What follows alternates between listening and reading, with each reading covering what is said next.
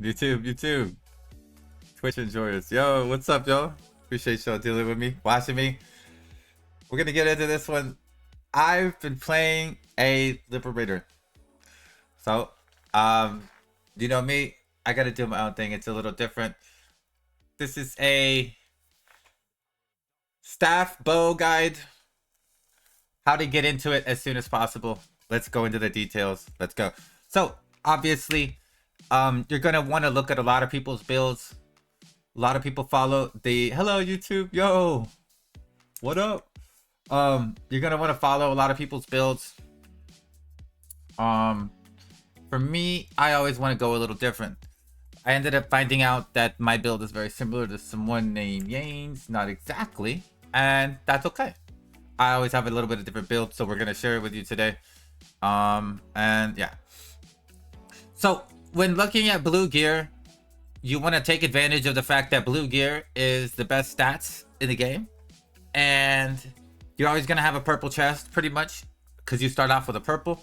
So quest, your quest rewards are gonna be heroic, tunic of the resistance for sure, and then you're gonna want to also get the Glade Stalker boots. Now I know other builds recommend different boots, but these boots have too much value. You see with traits, that's 450 HP plus 630 on there with 95 hit chance. As far as the blue item goes, this is basically like, I mean, it's like penis extender. Like everything about it is amazing. So yeah, I mean, I think that makes your boobs bigger too, if that's your thing. So yeah, everything about it is just better. And these you're gonna want to craft probably with a time, whatever little bit of lucent you make as soon as possible, because they're just literally best for a while. I won't even replace these with shadow harvester gloves. I don't really see these in a lot of builds either. Some of them do have them. I'll be honest, as far as the blue item goes, your feathered drakeskin gloves are crazy. I am doing an endurance build on this bow staff, so I highly recommend you do, for blue items, you know, this is where you go. Bracelets, you're gonna want to use all green jewelry and then switch over to whatever purple jewelry you can as you get it. So you're really just gonna use whatever purple bracelets you can trade out the cheapest. So you can slam them into, like, this necklace was the cheapest purple necklace I could get, blue necklace I could get, and this was the cheapest purple bracelet I can get to get blessings on it, and then just be done with it. You're not going to get much value from blue accessories here. The only thing you'll get is a belt, and I'll get into that in a second. So there is one ring that I have to bring up. So the only blue accessory you need to worry about when building your character is in the lithograph. Just hit green and scroll down to rings. You'll see I've done it already, but where is it? Here's the rings. You turn it, you craft all 4 of these. So if even while you're leveling your character, you get 4 of these, you save them up, you craft them all. You're gonna want to wear this violent signet, which is dex and attack speed. And then there's another quest ring, which I have in my bank. I don't have it on right now, but the quest ring gives you more HP. You can just wear that other quest ring until you get another one to level up and swap into your purple stuff. So that gets me to your blue belt, which is really important. And no one mentions this belt in any of the guides. They all say go green accessories. But then spec all this into endurance, you know what I mean? And they never mention that you can get a really easy blue belt. So I'm using the easy blue belt. Fun fact. All you do is trade in 4 green belts, and you get the belt of the Midnight Hunt, which is very sick for what we do, because it gives you you do want some extra movement speed, and you'd want a bunch of extra magic endurance. So this is obviously a magic and range endurance build, because you're constantly at range. And so a belt like this early on, just stacking a bunch of extra magic endurance, is really not a problem. This basically makes up for the fact that I don't have purple gear with all of my magic endurance. Just straight up. This makes it like I'm wearing all purple gear. if you really want to know. So, the rest of my blue items, I've crafted my Duskblood. Keep in mind, I think both of these are like 30 Lucent crafts that I did. And then I also crafted this. So, I crafted my Duskblood trousers.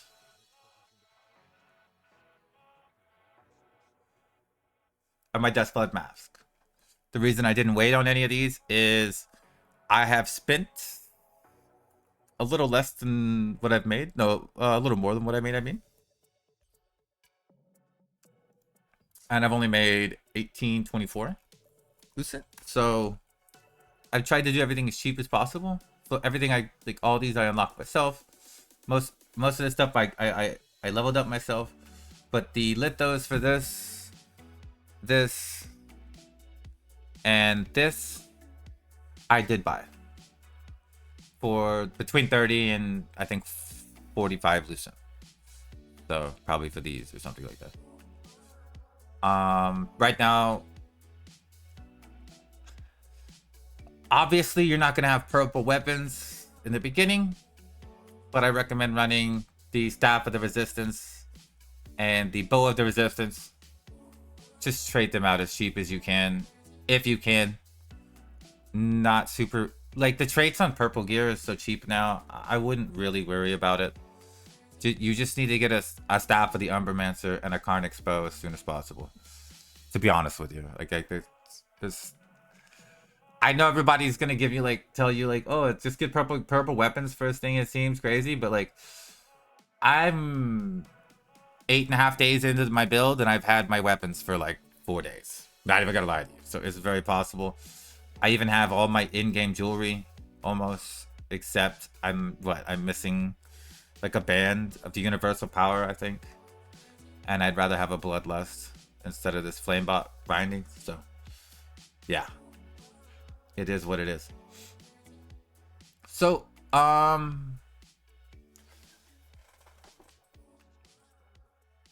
yeah, true. If you're not carried, you can expect this process to take 3 times as long, but still not too big a deal. Still not too big a deal. I've done a couple things different, and one of the things I've done is I've got a little bit of extra magic endurance.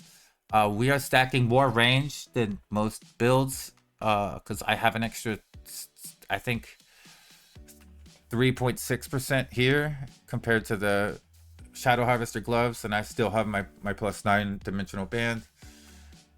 We do have 60 perception, 50 giving me the extra 7.5%, and then I have a Karnix Bow, which is like another 9%. So overall, it's kind of cracked. I'm not gonna lie, because you still have 50 strength. It's really, really, really nice. I do plan on getting the swirling boots and the hood next, I think, of the resistance. And whenever I can, I'll put the flame rod bindings on. But yeah, it's a work in progress. This is your beginning Liberator build, and this is pretty simple. You swap a trade out after it's maxed out. You can. It just starts over at 1. You definitely can. It's just a waste of resources. But yeah, let's go into my skills, and I'll show you what I have specialized and why, and then I'll tell you. So I'm gonna go over this, and I have turned my head off, my camera off. So YouTube, Twitch, right now, the reason you can't see my camera is I kept on covering either traits or stuff in my last video. I don't know how many people have commented, you covered it with your camera. So there's just no camera. I'm running these passives as of right now. They're probably not entirely ideal, but I feel like for being under geared and competing with people, like I have done arenas and stuff, these passives are ideal for maybe catching up a little bit. I will say I do run something a little different than this sometimes, but I really like running this with this, I think. Yeah.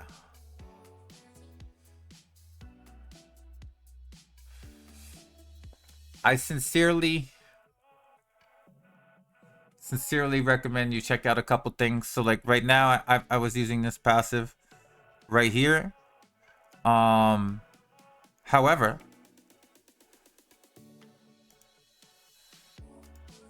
it makes just as much sense to take what is it? Something as simple as like the heal, which I don't have on here, and put this here because I just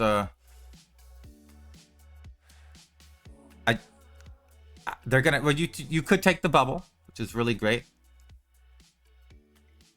but yeah, I don't know. Your game is so much better than mine. How about that? Does that look differently? Does that look different? It doesn't look insanely bright to me. Anyways, I'm gonna go into this stuff and explain my line of thinking, and then I'm gonna tell you what I mix up. So I would take something like this to PvE. Disability deadly markers, really good in PvE, not so great in PvP, right? And I would just leave my passives like this. I would only swap out maybe 1 or 2 passives. They wouldn't really matter. And if at all, and then I would swap out this. When you put this on a marker, it basically lets you swap through your cooldowns really fast and kill everything really easy. It's 10 out of 10. So for PvE and grinding and everything, you keep this on, and then when you want to go back to PvP, you kind of just remove this and a couple of the skills. Now, what are those skills and what am I talking about? Let me explain. So this is kind of, like I said, solo PvP and PvE thing. For now, it's not a whole lot of solo PvP going on in the world. But let's say I was really worried about swapping things out. You can easily get rid of, what you do is I'd get rid of maybe like some of this stuff or some of the strafing, maybe some of this. Get rid of one of these damages, right? Even Judgment Lightning, if you don't love Judgment Lightning, not a lot of people use it. You can get rid of Judgment Lightning. You get rid of stuff. You just get the first 2 in Flash Waves. Yeah, the first 2 in Flash Wave, right? Not a problem. You put Flash Wave here. And then you put this here. Now you're set for PvP and arenas and stuff like that. If it was arenas, you could very easily swap out like any of these abilities and put on freeze to save yourself. That's why I had your choices are either try to be mobile with Frost Smokescreen, which probably won't work. Freeze the guy, which actually probably will work. It'll keep him CC'd for like, what, 10 seconds? No, 5 seconds. It feels like 10 seconds in PvP law. But so that works really well. Otherwise, there's not really much else you can do. Melee will just kill you. That's why we don't even spec into melee protection. This is kind of my large scale passives if you want to look at them. Large scale abilities.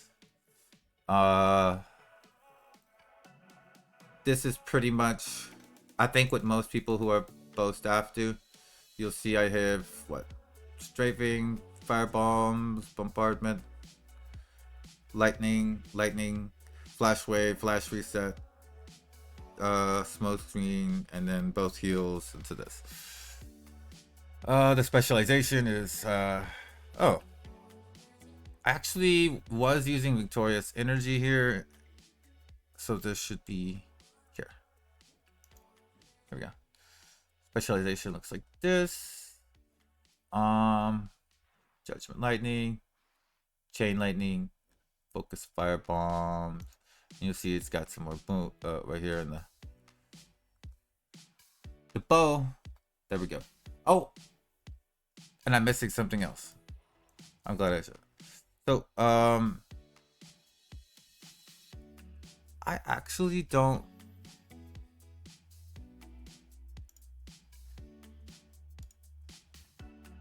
I was using, here we go. Where is my, so since my skills just got purple, where we're at, we'll be fine. The fights are not giga long, large scale. You put that there. Anyways, sorry about that. It is what it is. That's gonna be your perfect setup at this point. Surely I didn't take too long on this guide. I wish I had some combat to show you. I only have arenas for you, so it's not really gonna exhibit the ideal potential of this build, but I will have some combat by the next one. I'll be getting into my other guild as a DPS, not a healer, so we will be getting that fixed, and we will be taking this character to siege. So on that note, I think that's just about all we got. If there are any questions, hopefully you can just drop them in the comments, all that sort of stuff. I feel a little distracted in the middle of this YouTube video, so I feel like I forgot something this time, but that's okay. I can't stop thinking about why my game might be brighter than everyone else. I blame chat. Thank you so much for tuning into the video. If you like this stuff, drop me a comment, like on the video. Let's go. I appreciate you. Let me turn on my camera so I can like talk and stuff. Oh yeah, I appreciate you so much, and have a wonderful day. Oh yeah, we're probably live right now. Tune in on Twitch. Peace.